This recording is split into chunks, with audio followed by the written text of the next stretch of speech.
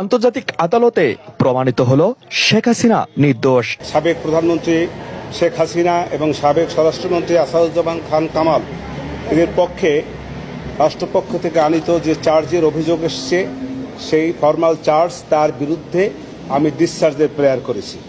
আমি ডিসচার্জে তাদেরকে অব্যাহতির প্রার্থনা করেছি।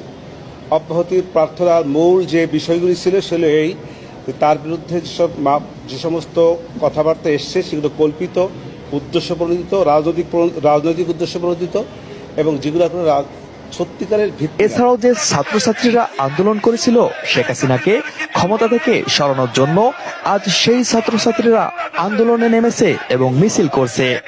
শেখ হাসিনা সরকার বারবার দরকার।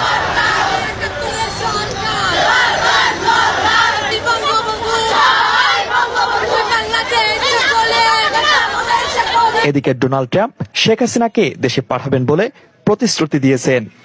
শেখ হাসিনাকে তার ক্ষমতা বুঝিয়ে দেওয়ার জন্য সকল কার্যক্রম ইতিমধ্যে শুরু করে দিয়েছেন। Assembly will hear an address by Her Excellency Sheikh Hasina, Prime Minister of the People's Republic of Bangladesh. May I request protocol to escort Her Excellency.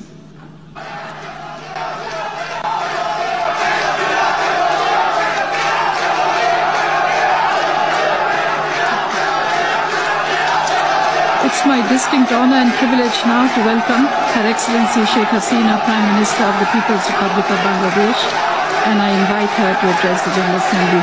Madam Prime Minister.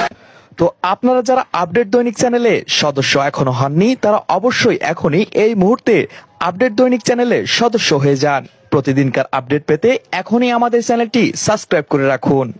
July অভিশপ্ত না, অভিশপ্ত বাংলাদেশের রাজনীতি। বাংলাদেশের রাজনীতি নিয়ে যে বলবো ভাই, এখন বলবো, কালকে হয়তো আমার বাবা মা আমারে খুঁজে পাবে না। আমরা উপদেষ্টা আনাইছি, আমরা ইউসুফরে সরকার বানাইছি, আমরা সেনাবাহিনীর হাতে সরকার দিছি। আপনাদের বলা আর এই যে নিজের গালে নিজে এইভাবে থাপ্পড় দেওয়া ভাই সেম কথা। বাংলাদেশে জন্মগ্রহণ করে আমরা করছি জীবন সবচেয়ে বড় ভুল, আমাদের বাপ মা করছে ভুল।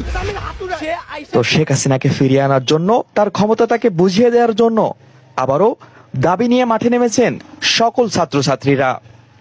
তারা ওইখানে গেলে একটা ঝামেলা হবে। উপদেষ্টারা আসতেছে 20টা করে গাড়ি নিয়ে আসতেছে, উত্তরার রাস্তা বন্ধ করতেছে, সেক্টরের রাস্তাগুলো বন্ধ করতেছে।